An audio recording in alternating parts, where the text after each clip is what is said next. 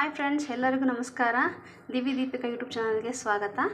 ಇವತ್ತು ಬೆಂಡೆಕಾಯಿ ಪಲ್ಯ ಮಾಡೋಣ ಅಂತ ಅಂದ್ಕೊಂಡಿದ್ದೆ. ಒಂದು ಸಲ ನಿಮಗೆ ಬೆಂಡೆಕಾಯಿದು ಫ್ರೈ ತೋರಿಸಿದ್ನಲ್ವ, ಇವತ್ತು ಹಾಗೆ ಬೆಂಡೆಕಾಯಿ ಪಲ್ಯನ ಹೇಗೆ ಮಾಡೋದು ಅನ್ನೋದನ್ನು ತೋರಿಸ್ತಾ ಇದ್ದೀನಿ. ಬನ್ನಿ ಹೇಗೆ ಮಾಡೋದು ಅಂತ ನೋಡೋಣ. ಬೆಂಡೆಕಾಯಿನ ಚೆನ್ನಾಗಿ ನೀರಲ್ಲಿ ತೊಳ್ಕೊಂಡು ಒಂದು ಕಾಟನ್ ಬಟ್ಟೆಯಲ್ಲಿ ಚೆನ್ನಾಗಿ ಒರೆಸ್ಕೊಬೇಕು, ಇಲ್ಲಾಂದರೆ ಲೋಳೆ ತುಂಬ ಬಂದುಬಿಡುತ್ತೆ. ಹಾಗಾಗಿ ಚೆನ್ನಾಗಿ ಒರೆಸ್ಕೊಂಡು ಇದನ್ನು ಕಟಿಂಗ್ ಮಾಡ್ಕೊಂಬಿಡೋಣ. ಬೆಂಡೆಕಾಯಿನೆಲ್ಲ ಕಟ್ ಮಾಡಿ ಇಟ್ಕೊಂಡಿದ್ದೀನಿ ಈ ಸೈಜಲ್ಲಿ. ನಿಮಗೆ ಇನ್ನೂ ತೆಳ್ಳಗೆ ಬೇಕಂದರೆ ಈ ಶೇಪಲ್ಲಿ ಕಟ್ ಮಾಡ್ಕೊಬೋದು. ಅಲ್ಲಿ ಅದಕ್ಕೆ ಪಲ್ಯ ಮಾಡೋದಕ್ಕೆ ನಾನು ಒಂದು ಈರುಳ್ಳಿನ ಕಟ್ ಮಾಡ್ಕೊಂಡಿದ್ದೀನಿ, ಸ್ವಲ್ಪ ಕರಿಬೇವು, ಕೊತ್ತಂಬರಿ, ಒಂದು ಅರ್ಧ ಟೊಮೆಟೊ ತೊಗೊಂಡಿದ್ದೀನಿ. ಬೇಕಾದ್ರೆ ತೊಗೊಳ್ಳಿ, ಬೇಡ ಅಂದರೆ ಸ್ಕಿಪ್ ಮಾಡ್ಕೊಂಬಿಟ್ಟು ಟೊಮೆಟೊನ. ನಾನಿಲ್ಲಿ ಹಸಿಮೆಣಸಿನ್ಕಾಯಿ ಹಾಕ್ತಾಯಿಲ್ಲ, ಖಾರದ ಪುಡಿಯಿಂದ ಮಾಡ್ತಾಯಿದ್ದೀನಿ. ಬನ್ನಿ ಹೇಗೆ ಮಾಡೋದು ಅಂತ ನೋಡೋಣ. ಒಲೆ ಹಚ್ಚಿ ಪಾತ್ರೆನ ಬಿಸಿ ಮಾಡೋಕ್ಕೆ ಇಟ್ಟಿದ್ದೀನಿ. ಈಗ ಮೊದಲನೇ ಪ್ರೊಸೀಜರ್ ಏನಂದರೆ ಬೆಂಡೆಕಾಯಿ ಹುರಿಯೋದು. ಬೆಂಡೆಕಾಯಿ ಪಲ್ಯ ಯಾಕೆ ಟೇಸ್ಟ್ ಆಗುತ್ತೆ ಅಂದರೆ ನಾವು ಹುರಿಯೋದ್ರ ಮೇಲೆ ಅದು ಟೇಸ್ಟ್ ಆಗುತ್ತೆ. ನಾವು ಹೇಗೆ ಹುರಿತೀವಿ ಬೆಂಡೆಕಾಯಿನ ಅಷ್ಟು ಟೇಸ್ಟು. ಅರ್ಧಂಬರ್ಧ ಈ ಲೋಳೆ ಥರ ಎಲ್ಲ ಹುರಿದ್ರೆ ಬೆಂಡೆಕಾಯಿ ಪಲ್ಯ ಟೇಸ್ಟ್ ಆಗೋಲ್ಲ. ಚೆನ್ನಾಗಿ ಹುರಿಬೇಕು,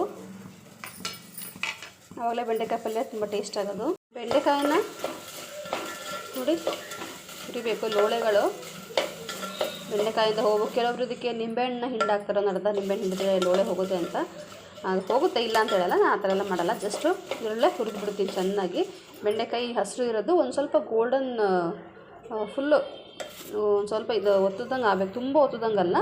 ಗೊತ್ತಾಗುತ್ತೆ ನಿಮಗೆ ಅದು ಫ್ರೈ ಆದಾಗ ಯಾವ ಥರ ಬಾಡುತ್ತೆ ಅಂತ, ಆ ಥರ ಬಾಡಬೇಕು, ಆವಾಗಲೇ ಅದು ಟೇಸ್ಟು.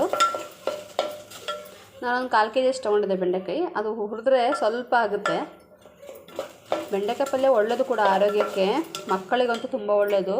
ನಾವೆಲ್ಲ ಸಣ್ಣವ್ರು ಇರ್ಬೇಕಾದ್ರೆ ಬೆಂಡೆಕಾಯಿ ಪಲ್ಯ ಜ್ಞಾಪಕ ಶಕ್ತಿ ತುಂಬ ಒಳ್ಳೆಯದು, ಅದೆಲ್ಲರಿಗೂ ಗೊತ್ತಿರೋ ವಿಷಯ ಅಲ್ವಾ. ನಮ್ಮಮ್ಮ ಯಾವಾಗಲೂ ಮಾಡೋರು. ನಾನು ಯಾವಾಗಲೂ ಎಕ್ಸಾಮ್ ಹಿಂದಿನ ದಿವಸ ಮಾಡ್ಕೊಡೋಕೆ ಹೇಳ್ತಿದ್ದೆ ನಮ್ಮಮ್ಮಗೆ ಬೆಂಡೆಕಾಯಿ ಪಲ್ಯನ. ಮಾಡಿಸ್ಕೊಂಡು ತಿಂದು ಹೋಗ್ತಿದ್ದೆ, ಅಂದರೆ ನೆನಪಿನ ಶಕ್ತಿ ಚೆನ್ನಾಗಿ ಬರಲಿ ಎಕ್ಸಾಮ್ ಬರೆಯೋದಕ್ಕೆ ಅಂತೆಲ್ಲ ಹೇಳಿ. ಆದರೆ ಹಾಗಲ್ಲ, ನಾವು ಡೈಲಿ ಬೆಂಡೆಕಾಯಿ ಪಲ್ಯ ವಾರದಲ್ಲಿ 2 ಸಲ 3 ಸಲ ಆ ಥರ ಮಾಡ್ಕೊಂಡು ತಿನ್ನಬೇಕು. ಮಕ್ಕಳಿಗೆ ಭಾಳ ಒಳ್ಳೆಯದಿದ್ದು.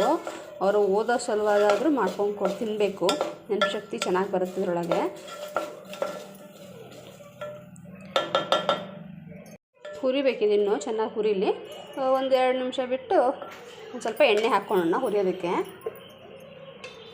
ನೋಡಿ, ಒಂದಿಷ್ಟು ಎಣ್ಣೆ ಹಾಕ್ತಾಯಿದ್ದೀನಿ.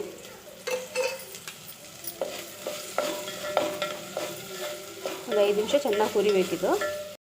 ನೋಡಿ ಫ್ರೈ ಆಗ್ತಾಯಿದೆ, ಲೋಳೆ ಎಲ್ಲೂ ಕಾಣ್ತಾ ಇಲ್ಲ, ನೋಡ್ತಾ ಇದ್ದೀರಾ ನೀವು. ಇನ್ನೊಂದು 5 ನಿಮಿಷ ಇದೇ ಥರ ಫ್ರೈ ಆಗಲಿ. ನೋಡಿ ಎಷ್ಟು ಸಣ್ಣಕ್ಕಾಗಿದೆ ಅದು ಅಂತ. ಫ್ರೈ ಆದಾಗ ಅದೇ ಟೇಸ್ಟು ಬೆಂಡೆಕಾಯಿ ಪಲ್ಯಕ್ಕೆ. ಒಂದು 5 ನಿಮಿಷ ಇದೇ ಥರ ಹುರ್ಕೊಳ್ಳೋಣ. ನೋಡಿ ಹುರಿದಿದ್ದೀನಿ, ನೋಡಿ ಆವಾಗಲೇ ಹೇಗಿತ್ತು, ಈಗೆಷ್ಟು ಫ್ರೈ ಆದಾಗ ಈ ಥರ ಬೆಂಡೆಕಾಯಿನ ಹುರಿಬೇಕು, ಆವಾಗಲೇ ಪಲ್ಯ ಟೇಸ್ಟ್ ಆಗೋದು. ಲೋಳೆನ ಹೋಗೋದು ನೋಡಿ, ಎಲ್ಲೂ ಲೋಳೆ ಇಲ್ಲ ನೋಡಿದ್ದೀರಾ. ಈ ಥರ ಫ್ರೈ ಆದಾಗಲೇ ನಿಮ್ಮ ಪಲ್ಯ ತುಂಬ ಟೇಸ್ಟ್ ಆಗೋದು. ಬನ್ನಿ ಈಗ ಹೇಗಂತ ನೋಡೋಣ. ಪಾತ್ರೆನ ಕಾಯಕ್ಕೆ ಇಟ್ಕೊಂಡಿದ್ದೀನಿ, ಎಣ್ಣೆ ಹಾಕಿದ್ದೀನಿ, ಸಾಸಿವೆ, ಜೀರಿಗೆ, ಕರಿಬೇವು, ಈರುಳ್ಳಿ ಹಾಗೆ ಫ್ರೈ ಮಾಡಬೇಕು. ಹಸಿ ವಾಸನೆ ಹೋಗಬೇಕು ಈರುಳ್ಳಿದೆಲ್ಲ.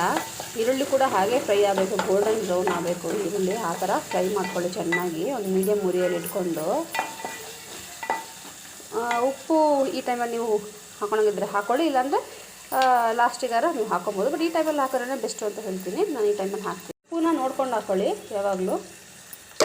ಫ್ರೈ ಮಾಡೋಣ. ಈರುಳ್ಳಿ ಫ್ರೈ ಆಗಿದೆ, ಈಗ ಟೊಮೆಟೊ ಹಾಕೊಂಬಿಡೋಣ. ಇದನ್ನು ಕೂಡ ಚೆನ್ನಾಗಿ ಫ್ರೈ ಮಾಡ್ಕೊಳ್ಳೋಣ. ನೋಡಿ ಚೆನ್ನಾಗಿ ಫ್ರೈ ಆಗ್ತಾಯಿದೆ. ಒಂದು 2 ನಿಮಿಷ. ಈಗ ಅರಿಶಿನ ಪುಡಿ, ಖಾರದ ಪುಡಿ, ಸಾಂಬಾರು ಪುಡಿನ ಹಾಕೊಂಬಿಡೋಣ. 1/4 ಟೀ ಸ್ಪೂನ್ ಅರಿಶಿನ ಪುಡಿ, 1/4 ಟೀ ಸ್ಪೂನ್ ಅರಿಶಿನ ಪುಡಿ ಹಾಕಿದ್ದೀನಿ. ಈಗ ನಾನು ಖಾರ ಎಷ್ಟು ಬೇಕು ನೋಡಿಕೊಂಡು ನಾನು 1 ಸ್ಪೂನ್ ಹಾಕ್ಕೊತೀನಿ. ಇಲ್ಲಿ ಖಾರದ ಪುಡಿನ ನೀವು ನೋಡಿ ಹಾಕ್ಕೊಳ್ಳಿ. ಸಾಂಬಾರು ಪುಡಿನ ಹಾಕ್ಕೊತೀನಿ. MTR ಯೂಸ್ ಮಾಡಿದ್ದೀನಿ ಇಲ್ಲಿ ನಾನು. ಸಾಂಬಾರು ಪುಡಿ ಮಾಡೋದನ್ನು ನಾನು ಮುಂದೆ ತೋರಿಸ್ತೀನಿ. ವೆರೈಟಿ ಸಾಂಬಾರು ಪುಡಿ ಮಾಡ್ತಾರೆ, ಅದನ್ನು ನಾನು ಕೆಲವೊಂದು ಗೊತ್ತಿರೋವನ್ನ ನಾನು ನಿಮಗೆ ತೋರಿಸ್ತೀನಿ ಮುಂದಿನ ದಿನಗಳಲ್ಲಿ. ಅದು ಗುರಾಳ್, ಕರ್ನಾಟಕ ಪಲ್ಯ ಅಂದರೆ ಗುರಾಳ್ ಇರಲೇಬೇಕಲ್ವ. ನಾನು ಇಲ್ಲಿ ಬೆಲ್ಲ ಹಾಕ್ತಿಲ್ಲ, ಬೆಲ್ಲ ಹಾಕ್ತಾರೆ ಹಾಕೋದು, ನಾನು ಹಾಕ್ತಿಲ್ಲ. ಬೇಕಾದರೆ ನೀವು ಹಾಕೋಬೋದು. ಹುರಿದಿರುವಂಥ ಬೆಂಡೆಕಾಯಿನ ಹಾಕೊಳ್ಳೋಣ. ಹುರಿದಿರುವಂಥ ಬೆಂಡೆಕಾಯಿ ಹಾಕ್ಕೊಂಡು ಚೆನ್ನಾಗಿ ಮಿಕ್ಸ್ ಮಾಡ್ಕೊಳ್ಳೋಣ. ಕೊತ್ತಂಬರಿ ಸೊಪ್ಪನ್ನು ಹಾಕ್ಕೊಳ್ಳೋಣ. ಒಂದು 2 ನಿಮಿಷ ಇದನ್ನು ಪ್ಲೇಟ್ ಮುಚ್ಚಿಡಿ, ಫ್ರೈ ಆಗಲಿ. 2 ನಿಮಿಷ ಮುಚ್ಚಿದ್ವಿ. ಈ ಪಲ್ಯ ರೊಟ್ಟಿಗೆ ನಾನು ಮಾಡ್ತಾ ಇರೋದು. ಹಾಗಾಗಿ ಇಲ್ಲಿ ನಾನು ಟೊಮೊಟೊ ಹಾಕಿದ್ದೀನಿ. ನಿಮಗೆ ಟೊಮೊಟೊ ಬೇಡ ಉದುರುದ್ರಾಗಬೇಕು ರೈಸ್ ಜೊತೆ ಅಂದರೆ ರೈಸ್ ಜೊತೆ ಚೆನ್ನಾಗಿಲ್ಲ ಅಂತಲ್ಲ, ಅದು ಕೆಲವರು ಉದುರು ಇಷ್ಟಪಡ್ತಾರಲ್ವ, ಬೇಕು ಅಂದರೆ ಇಲ್ಲಿ ಟೊಮೊಟೊನ ಸ್ಕಿಪ್ ಮಾಡಿಬಿಡಿ. ನಮ್ಮ ಬೆಂಡೆಕಾಯಿ ಪಲ್ಯ ಈಗ ರೆಡಿ ಆಗಿದೆ. ಆಫ್ ಮಾಡ್ಕೊಳ್ಳೋಣ ಸ್ಟವ್ನ. ಡೆಫಿನೆಟಾಗಿ ಮಕ್ಕಳಿಗೆ ಮನೆಯವರಿಗೆ ಎಲ್ರಿಗೂ ಮಾಡಿಕೊಡಿ. ಹಾಗೆ ರೊಟ್ಟಿ ಜೊತೆಗೆ ಪಲ್ಯ ಚಪಾತಿ ಜೊತೆಗೆಲ್ಲ ತುಂಬ ಚೆನ್ನಾಗಿರುತ್ತೆ. ಮಾಡ್ಕೊಂಡು ತಿನ್ನಿ, ಹೇಗಿದೆ ಅಂತ ತಿಳಿಸಿ. ಈ ವಿಡಿಯೋ ಇಷ್ಟ ಆಗಿದರೆ ಲೈಕ್ ಮಾಡಿ, ಶೇರ್ ಮಾಡಿ, ಕಮೆಂಟ್ ಮಾಡಿ, ಹಾಗೆ ಸಬ್ಸ್ಕ್ರೈಬ್ ಮಾಡಿ. ಇದೇ ಥರ ವಿಡಿಯೋಗಳನ್ನ ನಾನು ಮುಂದೆ ದಿನಗಳು ಮಾಡ್ತೀನಿ. Thank you for watching.